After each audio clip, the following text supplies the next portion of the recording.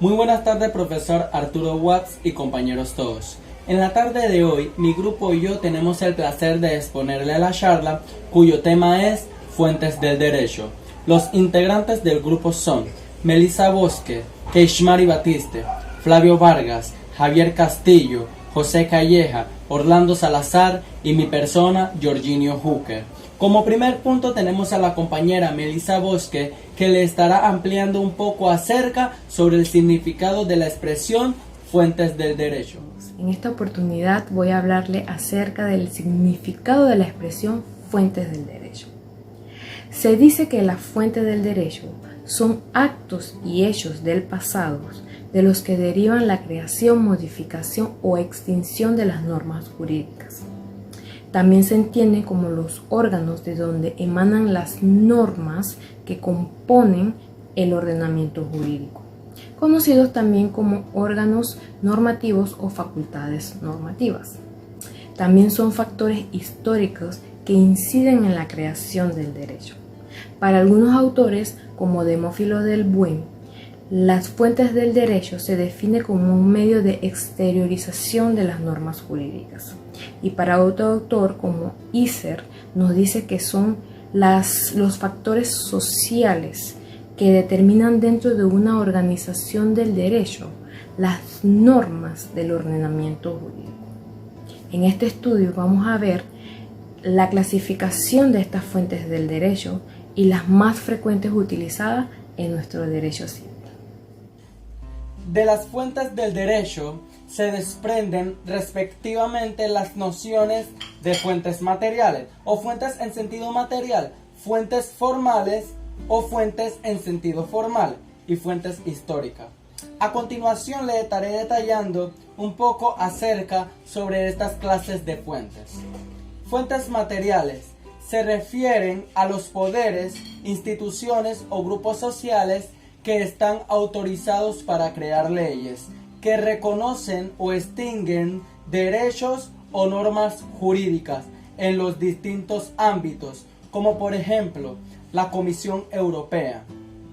Fuentes formales: lugares donde están recogidas las normas, la legislación, las doctrinas, principios generales del derecho, tratados internacionales, la jurisprudencia y la costumbre. Pueden ser tanto como las que tienen vigencia actual o como las que le han tenido. Son los procesos de creación de las normas jurídicas. Ejemplo, el proceso legislativo. Las fuentes históricas: testimonios, documentos, libros, papiros, instituciones, etc. Restos u objetos que aporten información sobre los hechos que han tenido lugar. Son aquellos documentos del pasado que contienen una norma jurídica o ley, como por ejemplo el Código de Hammurabi. Es la fuente directa e indirecta del derecho. La fuente directa del derecho es la actividad materialmente legislativa que genera la Constitución, el tratado internacional, la ley, el reglamento, la jurisprudencia y la doctrina. La fuente indirecta se considera habida, cuenta que influye en el criterio de quienes tienen a su cargo la actividad legislativa o jurisdiccional, que elaboran las normas jurídicas o la jurisprudencia. En otras palabras, la fuente indirecta son aquellos actos de la autoridad que generan normas jurídicas, pero no por aplicación general, sino individual. Sobre la fuente del derecho civil panameño y la ley como fuente del derecho. No existe en sentido escrito un código civil panameño. El que hemos tenido desde la colonia es en verdad recibido. El derecho autóctono indígena, en lo civil, nada queda en nuestra ley. Así pues podemos hablar de nuestra historia en la evolución civil, haciendo énfasis desde la llegada de los españoles hacia nuestras tierras, el cual se divide en tres partes: derecho antiguo, derecho intermedio y derecho nuevo. El trabajo más completo e interesante que se ha escrito sobre la particular es la obra del doctor Jorge Ilueca, la cual se encuentra en el primer boletín del Instituto de Legislación Comparada y Derecho Internacional y se estipula síntesis histórica de la codificación civil panameña. Entremos en el tema de la ley como fuente del derecho. Todos sabemos que la ley es la fuente del derecho. Es aquella norma jurídica que emana de una autoridad competente, que ordena, prohíbe, enuncia o permite algo con relación a la justicia para la mejor convivencia y el bien social de los individuos dentro de la comunidad. Son las normas que limitan el libre albedrío del individuo dentro de la sociedad. Quiere decir que es el control de la conducta social. En general, es para todos los individuos, ya que nadie queda privado de la ley. La ley tiene diversas características, entre las más importantes, podemos compartir con ustedes que la ley puede ser abstracta, no beneficia a ningún individuo. Así pues, la ley debe ser obligatoria e irrenunciable, ya que nadie se puede negar al cumplimiento de una ley. La ley se reputa conocida. Entonces se refiere a que nadie puede excusarse del conocimiento de la misma. La ley puede ser retroactiva. Quiere decir que no se puede aplicar en casos anteriores, a menos que se trate de dos casos muy importantes, tales como los contratos, que nos puede hablar sobre una relación que viene tratándose, pero sin ningún documento formal, y la otra puede ser en términos penal. La ley es permanente, solamente puede ser derogada por otra ley o por la costumbre. Buenas tardes, en esta hora venimos a hablar sobre lo que es la doctrina constitucional. Vamos a hacer una breve analogía y a hacer una definición sobre la Constitución y las fuentes del sistema. Doctrina constitucional es el criterio del intérprete supremo de la Constitución. Se usa como guía para los jueces que tienen dudas sobre la constitucionalidad de alguna ley, para referir normas constitucionales para que sirvan como fundamento inmediato de la sentencia judicial cuando el caso no está previsto en la ley. Vamos a ver ahora lo que son las fuentes del sistema. Las fuentes del sistema, dentro de ellas los jueces en sus providencias solo están sometidos al imperio de la ley. La equidad, la jurisprudencia, los principios generales del derecho y la doctrina son criterios auxiliares de la actividad judicial. Los principios del derecho natural y las reglas de jurisprudencia servirán para ilustrar la Constitución en casos dudosos. La doctrina constitucional es, a su vez, norma para interpretar aquellas leyes. Dentro de la equidad natural, la doctrina constitucional, la crítica, la hermenéutica, servirán para fijar el pensamiento del legislador y aclarar o armonizar disposiciones legales oscuras o incongruentes. La doctrina constitucional cuenta con dos fuentes. Una de ellas es la interpretación y otra de ellas es la integración.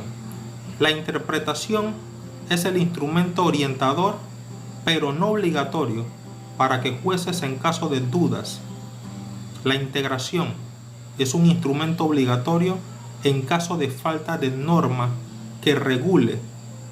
El juez debe acudir directamente a la Constitución, pues su contenido es fundamental para el ordenamiento jurídico. Los principios generales son enunciados que prestan un juicio deontológico acerca de la conducta de seguir cierta situación o sobre todas las normas de ordenamiento jurídico. Los principios generales tienen tres funciones importantes, que son la función creativa, la función interpretativa y la función integradora. La función creativa se debe que el legislador tiene que reconocer los principios para llegar a ellos. La función interpretativa implica que interpretan las normas del operador. Debe de conocer los principios para inspirarse a ellos. La función integradora, quien va a colmar el legal, debe inspirarse a los principios para que el derecho se convierta legalmente. Los principios Los principios del derecho son, le voy a mencionar algunos principios del derecho, como la justicia, la igualdad, la equidad, la libertad.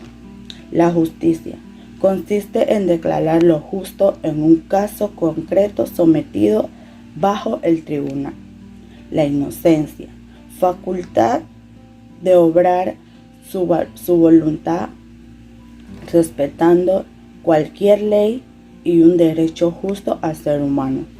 La igualdad, principio que reconoce que toda persona debe ser tratada igual por la misma forma ante la ley. La libertad es el que tiene un ser humano a obrar por su criterio propio. La equidad, justicia social por opción del derecho positivo. Muchas gracias. Continuamos con la costumbre y la jurisprudencia. La costumbre es la forma de actuar uniforme y sin interrupciones que a lo largo de un tiempo los miembros de una comunidad adoptan con la creencia de que esta forma de actuar responde a una necesidad jurídica y es de carácter obligatorio. La jurisprudencia consiste en el conocimiento teórico y en la combinación abstracta de las reglas y del principio del derecho. También se dice que es el arte de aplicar el derecho al hecho de poner en acción la ley, de restringir o de extender su aplicación a las innumerables cuestiones surgidas.